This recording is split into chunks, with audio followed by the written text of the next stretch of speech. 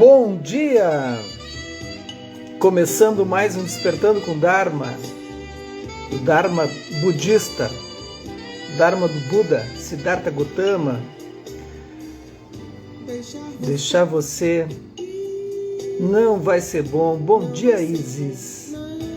Dia 5 de abril. Nem melhor pra mim. Essa música do Gilberto Gil é linda. Um banda 1 do disco. E aí? Bom dia, Maria. Muito pior. Bom dia, Gracia. Olha que música linda. Bom dia, nega. Só nós na madrugada, né, nega? Bom dia, Luísa. Plants. Ângela, como vai? Essa é uma música linda, né?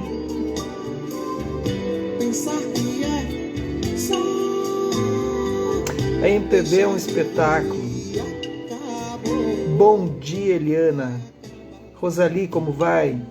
Vou tirar a musiquinha aí, senão não dá problema. Daqui a pouco o Instagram nos corta. Então tá. Recebeu o link aí, né, Eliana? Deve ter recebido. Então é isso, gente. Bom dia. Hoje é quarta-feira. O que nós temos hoje? Daqui a pouco tem meditação às 7h15, presencial e online. Quem quiser participar online também, me manda aí que eu explico como funciona. E tem yoga também ao mesmo tempo, acontecendo na outra sala aqui no espaço, com a Amanda, também presencial e online. Então aí, dia cheio. Sim, gente esquisita, né, nega? Não, a gente é muito estranho. Bom dia, Rossana. Bom dia, Stanley. E aí é isso, aí acontece esse movimento, a sala já está pronta aqui. Então, para quem quiser participar online, a gente fala sobre meditação, a gente vai meditar, a gente vai praticar, a gente vai falar sobre aspectos das emoções, como a gente pode trabalhar as emoções através da psicologia budista. Então eu vou dando várias dicas ali para a gente ir trabalhando. Ontem nós já fizemos a aula, foi bacana, né, gurias? Bom dia, Ana Tereza. Então aí é isso, tá? Quem quiser participar é só chamar. Tá, a Isis perguntou, depois me manda as condições, me pediu, manda as condições para a quarta online. Mando. Bom dia, Andréia, tudo bem? Tudo tranquilo, Andréia? Ficou pensando muito sobre a aula de ontem? Tinha muita coisa ontem, né? Eu sei que acumulou, né? Acumulou. Não vem uma semana, outra semana acumula. É muita coisa.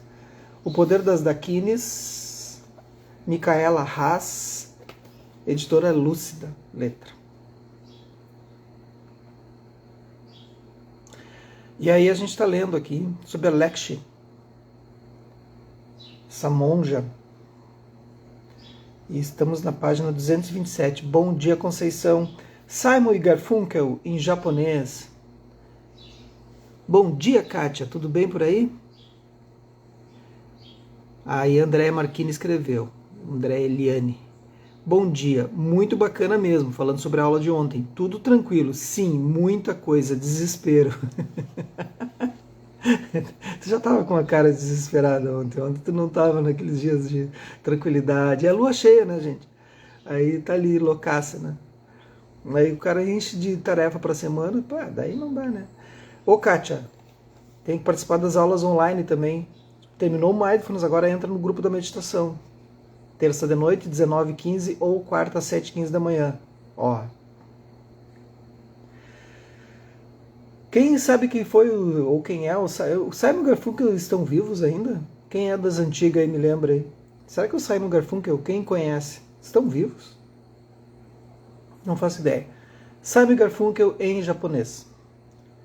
Lekshi abandonou o Colégio Ocidental em 1964, com 19 anos na época, para viajar ao Oriente para surfar, e descobriu que era a única mulher na primeira competição internacional de surf no Japão. Bom dia, mãe! Durante o verão, ela pegou ondas perto da península de Chiba. No inverno, Quando a neve se misturava à água, ela se mudou para perto de um templo zen para meditar. Permaneceu ali por um ano, procurando em vão por um professor budista. Tá, eu falei essa semana sobre... Falando, acho que foi na aula de segunda noite, é tanta aula que eu já não lembro. Sobre as oportunidades, né? Foi isso, foi na de segunda. Aí, tu vendo ela procurando um professor budista e não achou. Aí, porque tem momentos que não vai ter isso, não vai ter acesso a esses ensinamentos. Pode acontecer. Ou a gente está muito ocupado, ou a gente está envolvido com outras coisas, e é isso que pode acontecer. Então, bom dia, Oliveira, Léo, tudo bem? Então a gente vai ter as condições para um ser humano, né?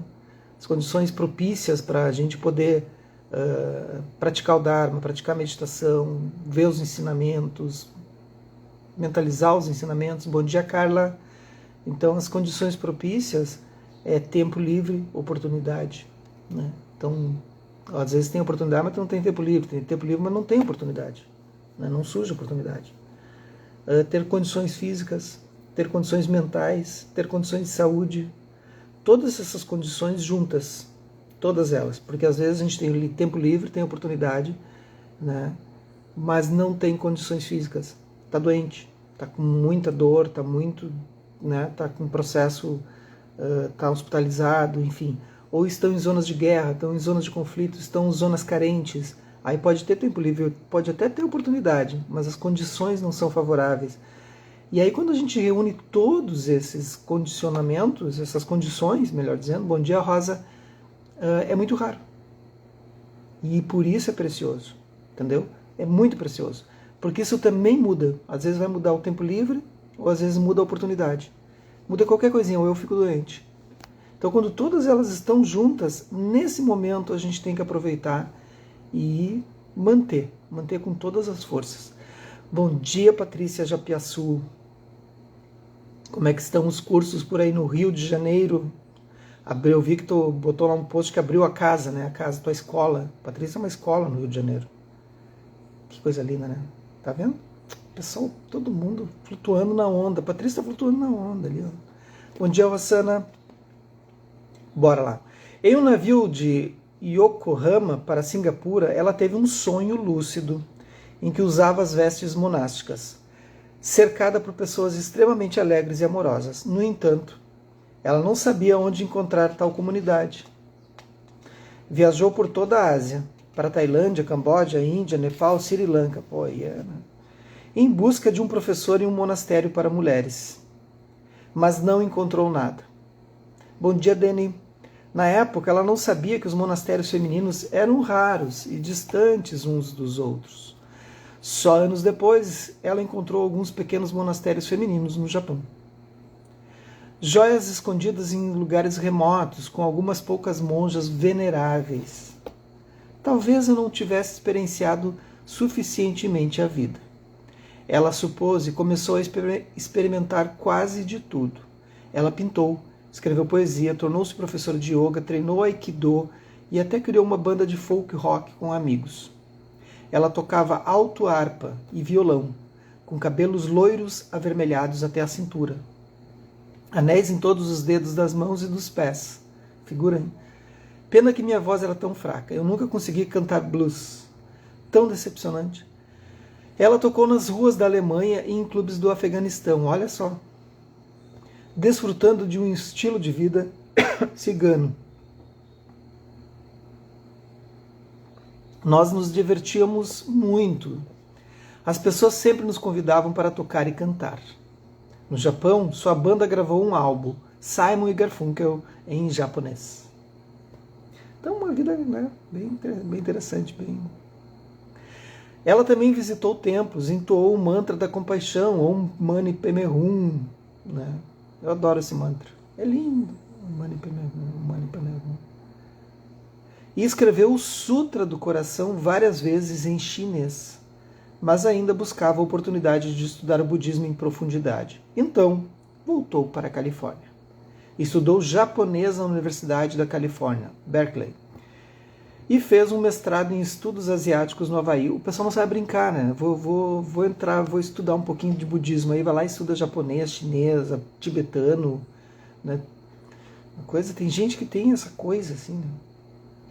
Em 1971, Patrícia partiu para a Índia outra vez e encontrou a biblioteca de obras e arquivos tibetanos que o Dalai Lama havia aberto em Dharamsala. Bom dia, Fátima. Esse centro de estudos tibetanos na Índia, onde a tradutora Sandy Kandro também estudou, era inovador. Foi o primeiro a oferecer cursos de filosofias e idiomas para ocidentais e asiáticos. Lekshi se lembra do dia em que desceu correndo a colina até a biblioteca tibetana. Para sua alegria, assim que encontrou na sala de aula um professor tibetano, um professor tibetano estava descrevendo o processo do morrer. Bom dia, Lu. Ali estavam as respostas para todas as perguntas sobre a morte que a intrigavam quando criança.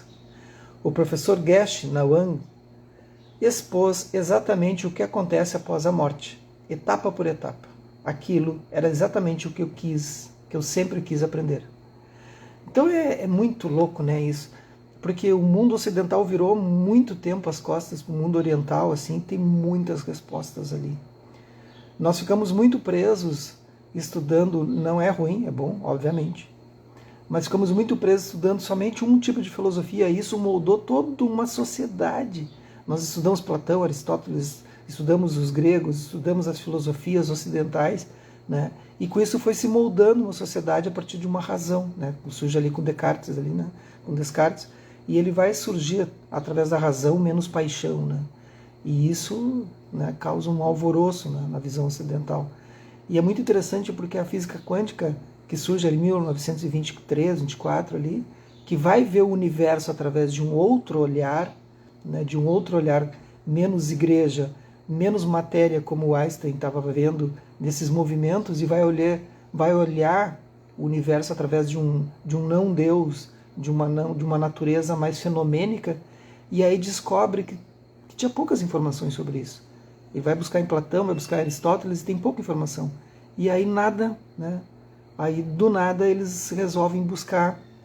Eu falo de Carlos Rovelli, que é um novo Stephen Hawking, dizem por aí, um italiano que eu estou estudando, da física quântica. E ele diz, do nada eu vou lá, estou lendo, e todo mundo diz para mim, mas tu já estudou o budismo? Aí eu vou chegar onde eu quero chegar agora, né? Faço toda essa volta, né? E ele, mas por que eu vou estudar o budismo? Estou falando de física quântica, mas tu deveria estudar o budismo. Tu deveria estudar o budismo. Se tu quer respostas, tu não vai encontrar em Heisenberg, tu não vai encontrar em Schrödinger, tu não vai encontrar em Einstein, tu vai encontrar no budismo. Olha só. E aí ele foi e leu, Paty, tu tá aí ainda? Foi ler Nagarjuna, aí, século II depois de Cristo.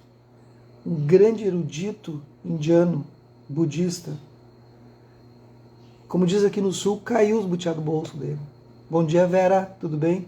Caiu os butiá do bolso, porque daí ele olhou assim, toda a física quântica explicada através do olhar budista. Assim, ele disse, como isso? Como que esses malucos já viram isso há mais de 2 séculos atrás? Como é que o Buda viu isso? Aí ele vai explicando, vai explicar Shunyata, né, que é o vazio, a vacuidade. Aí, daí o cara diz, e a gente passou aqui décadas, um século estudando, e a resposta estava ali. Claro que a resposta é através da filosofia, né? Então a gente virou muitas costas para a Índia, e essas pessoas vão lá e buscam esses textos e trazem para nós. Olha a importância disso. E aí a gente tem um novo olhar do universo. Por que isso é importante eu falar isso no Dharma? Porque enquanto eu estiver olhando o universo, as coisas através de uma perspectiva, eu vou me movimentar, e minha base da minha mente vai se movimentar através dessa base dessa mente. E eu vou encontrar problemas, e eu vou encontrar não soluções. Aí eu vejo uma outra base, livre desses condicionamentos, e daqui a pouco eu começo a enxergar o mundo com outro olhar. E eu estava preso. Estava preso numa estrutura, e é agora. Entenderam? Por isso que é importante olhar muitos olhares, assim, não ficar preso. Lekshi elogia a biblioteca como... Faz sentido isso para vocês? Ou é muito distante ainda? Às vezes eu dou uma devagada, assim, distante, volto, só para ver se pega alguém ali mais na frente. E, isso faz sentido, não faz. Daí eu volto aqui, fico aqui na minha. Lekshi elogia a biblioteca como uma fantástica oportunidade de mergulhar na ciência budista tibetana da mente. Podíamos estudar com professores tradicionais tibetanos, aprender a língua e praticar em um ambiente propício. Em Geshe Nawang, um conhecido monge erudito, Lekshi encontrou seu guia. Ela ficou tão entusiasmada que acabou ficando por 15 anos e só partiu quando o dinheiro acabou. Pô, durou esse dinheiro, né? No primeiro ano viveu com as economias de quando cuidava de japoneses idosos, em um asilo no Havaí. No segundo ano vendeu seu violão. Vendeu violão. Devia ser um violão valioso, perguntei. $250, lembra ela, que duraram um ano inteiro. Nossa, $250 durou um ano inteiro. No terceiro ano as coisas ficaram terríveis. Uma mulher americana oferecia almoço todos os dias. Depois começou a viajar entre a Índia e o Havaí para trabalhar como tradutora de japonês para turistas em Waikiki. Então quando a gente quer, a gente se vira, né? Não tem? O Lago da Fala Eloquente. Durante todo o tempo, com a ordenação de Lekshi a bordo do navio... Não entendi essa frase. O sonho com a ordenação de Lekshi a bordo do navio nunca abandonou. Para mim, foi uma progressão natural. Se você leva a prática do Dharma a sério, não quer se distrair com relacionamentos. Claro, relacionamentos podem ser divertidos, mas eu já tinha passado por tudo aquilo e não achava satisfatório. Na verdade, era chato. Mesmo na adolescência, quando era adolescente não me interessava de forma alguma, eu era surfista. Diz ela com firmeza. Tendo morado em Malibu, tive que conter a observação de que naqueles tempos, surfar e namorar não pareciam ser mutuamente exclusivos. A real é que quando tu começa a te envolver com as coisas que fazem sentido, às vezes pode ser o Dharma, às vezes pode ser uma atividade que tu faz. Qualquer outra coisa que seja muito mundana, assim, atrapalha muito, né? Como sair demais todas as noites, fazer jantas e não sei o quê. É importante ter relações, é importante a gente fazer esse network, é importante ter amigos, é importante encontrar os amigos. Tenho amigos aí que a gente precisa se ver todo ano, né? Porque não são daqui. E há 35 anos, 36 anos a gente se reúne sempre. Mas... se isso vira todas as semanas, todos os finais de semana, todos os dias, que tempo vai sobrar para tu fazer a contemplação? Eu não consigo. Eu estou acordado hoje desde as 3h30, porque eu estava na loucura no texto que eu estou lendo, e aí eu fico na fissura. Eu não vou perder tempo saindo para fazer coisas que vão me tirar a minha energia, entendeu? Mas enfim, esse é um posicionamento meu, né? Não é uma verdade, é apenas uma posição. Lekshi finalmente realizou seu sonho de se tornar monge em 1977. Pema Chodron ofereceu-lhe seu primeiro conjunto de mantos. É claro que o estilo de vida celibatário não é para todos, diz ela, mas para mim era ideal. O 16º Jawa Karmapa a ordenou na França e lhe deu o nome de Karma Lekshi Tsomo. Karma indica a linhagem de Karmapa. Muito apropriadamente, Lekshi significa discurso eloquente e Tsomo é o termo tibetano para lago, indicando expansividade. Com uma piscadela de olhos, ela explica que os homens costumam ser chamados de Gyatso, que significa oceano, enquanto as mulheres recebem a versão menor. Eu era muito ingênua. Ela reflete em retrospectiva. Quando fui ordenada, não sabia que a ordenação completa não estava disponível para mulheres na tradição tibetana. Não havia treinamento, nem site, nem monastério para ir. Tivemos um bom começo com o Buda, ela comenta. Monges e monjas eram mais ou menos iguais, mas então o patriarcado se reafirmou. Eu não tenho mais nem paciência para o patriarcado. Sério. Não tenho mais paciência para machismo. Eu não tenho, como diz a nega, né? Me erra, né? Eu não tenho paciência para machismo, eu não tenho paciência para patriarcado, eu não tenho paciência para homofobia, Eu não tenho paciência para preconceito, eu não tenho mais paciência. Eu acho... Bom dia, Natalina, bom dia, Marcela.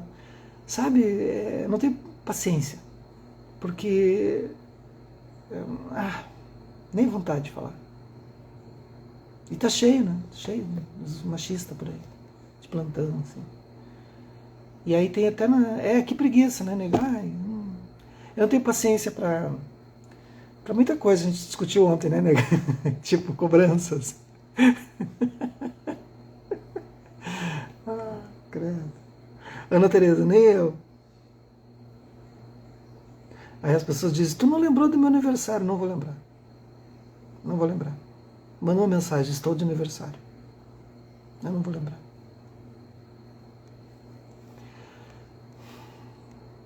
Aparentemente, por coincidência, ela fez amizade com uma monja. Bom dia, Mônica. Que lhe explicou os preceitos e protocolos da ordenação completa. Mas tu não ligou tal dia. Não vou. Gente, não se apeguem às coisas tão mundanas assim. Vamos lá. Vamos se concentrar. 5 anos depois de sua ordenação como noviça na França, a venerável Hu Wan, uma monja lendária em Taiwan, convidou-a para receber a ordenação completa lá. Lekshi vê a falta de ordenação completa de uma bhikshuni para as mulheres em muitos países budistas como uma séria desvantagem. Então, bhikshuni é uma palavra que significa mendicante, só que feminina, né? E bhikshu significa mendicante masculino. É o que ainda usam esses termos no Theravada, no budismo Theravada, desde a época do Buda. Né? Desde a época do Buda que eles eram esses bhikshunis, né? Que eles andavam pelas cidades mendigando a comida. Né? Eu acho muito legal essa coisa da mendicância, porque a mendicância é a primeira paramita. Porque eu já comentei isso, mas sempre tem gente nova, né? E é muito lindo isso. Não só a mendicância, mas quando tu pede alguma coisa para alguém, tu tá pedindo porque tu precisa. Primeiro, é aquele momento em que tu olha para um grupo de pessoas e elas possuem condições de, naquele momento, né, te ofertarem alguma coisa. E tu dá para a pessoa a possibilidade dela praticar a paramita de generosidade. Entende? Quando tu olha e tu vai fazer um pedido, né? Então o Buda fazia isso. Ele não estava pedindo porque ele estava com fome. Ele estava pedindo porque ele estava fazendo com que tu praticasse a generosidade. E tem esse outro olhar. E aí quando acontece isso, abre um vasto caminho na pessoa que doa, né? Na pessoa que está doando. Nem tanto na pessoa que recebe, claro que óbvio que sim. Mas a pessoa que doa abre o caminho da paramita de generosidade. Entenderam isso? É muito interessante. E tem muita gente que não consegue ver isso. Tem muita gente que não consegue. Não consegue exercitar essa paramita. Por que as mulheres não podem ter as mesmas oportunidades? Ela pergunta. Cada vez mais, vejo isso como uma questão de direitos humanos. Ou você tem direitos humanos, incluindo direitos religiosos, ou não tem. E muitas mulheres hoje não têm direitos religiosos completos. Acho que isso é inaceitável no século XXI. Acho que isso é inaceitável sempre. Bom dia, Bruni. É totalmente... Não faz nenhum sentido. Conforme explicado na introdução, as monjas tibetanas atualmente permanecem noviças por toda a vida. Há uma grande resistência por parte de alguns monges, diz Karma Lekshi Tsomo com um suspiro.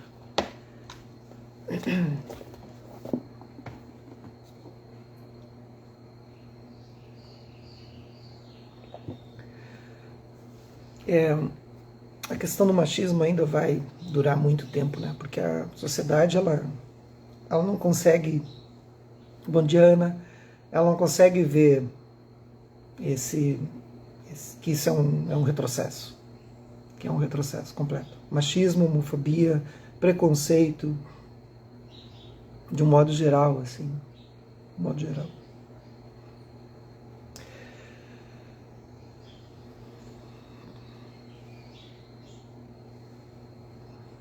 Vamos para a nossa prática?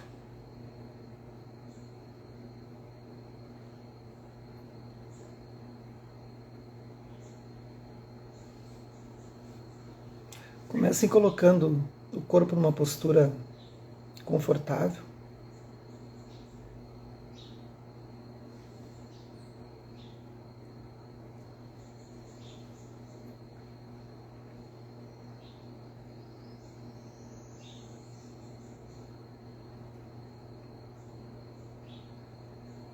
Ouvindo tudo à sua volta.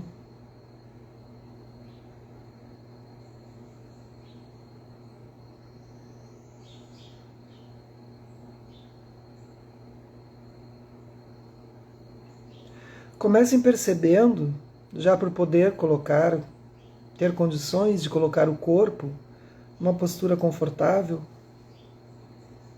a preciosidade desta ação.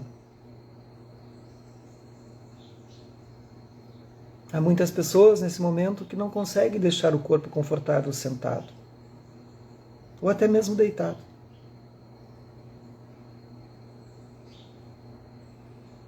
Veja a preciosidade desse momento em que você está respirando naturalmente. Quantas pessoas não conseguem respirar naturalmente nesse momento?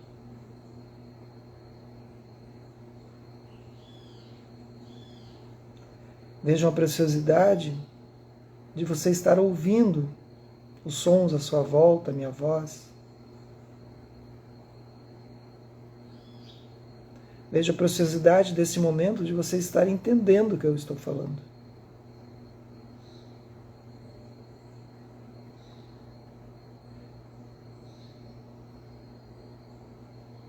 A preciosidade desse momento de você estar num lugar em que você tem tempo livre para poder ouvir essas palavras e se dedicar um tempo para isso, para o Dharma, para si, para a meditação. Isso é muito precioso e raro. Tem pessoas que já estão a caminho do trabalho essa hora, ou estão saindo do trabalho, que não possuem uma banda larga para poder ouvir uma live. Respire dentro dessa preciosidade, deste momento em que você está passando.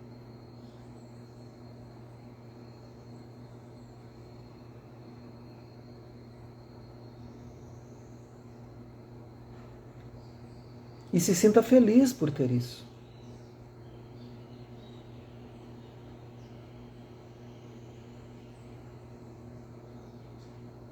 Veja a preciosidade de ter capacidade mental para ouvir isso.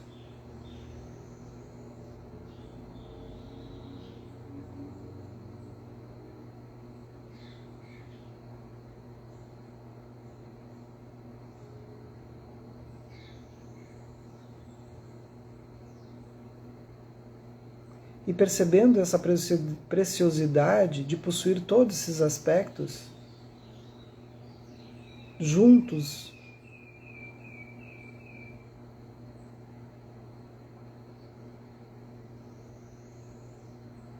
se pergunte o que você tem feito e o que você precisa continuar fazendo para manter isso. Essas pequenas coisas. Tempo livre, oportunidade, um corpo saudável. Que os méritos desse nosso encontro, dessa nossa prática se expandam e toquem a todos, todas, e que nós possamos nos tornar e tornar um caminho iluminado. Bom dia, boa quarta-feira e até amanhã.